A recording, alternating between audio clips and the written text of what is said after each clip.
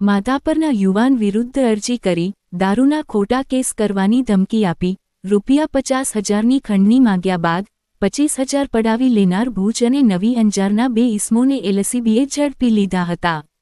પ્રાપ્ત વિગતો મુજબ ફરિયાદી હાર્દિક ઉમેદગર ગુસાઈએ માધાપર પોલીસ મથકે આરોપી સલીમ મામદ કુંભાર અને નવી અંજારના ગુલામ હુસેન ભાવનશાહ શેખ વિરુદ્ધ ગુનો નોંધાવ્યો છે। ફરિયાદીના જણાવ્યા મુજબ બનાવ 15 નવેમ્બરથી 15 ડિસેમ્બર સુધીના સમયગાળા દરમિયાન બન્યો હતો। આરોપીઓએ ફરિયાદી પાસેથી રૂપિયા પડાવવા ફરિયાદી વિરુદ્ધ અરજી કરી હતી અને ₹50,000ની ખંડણી માંગી હતી, જે બાદ આરોપીઓએ ₹25,000 મેળવી લઈ દર મહિને રૂપિયા આપવાનું કહ્યું હતું।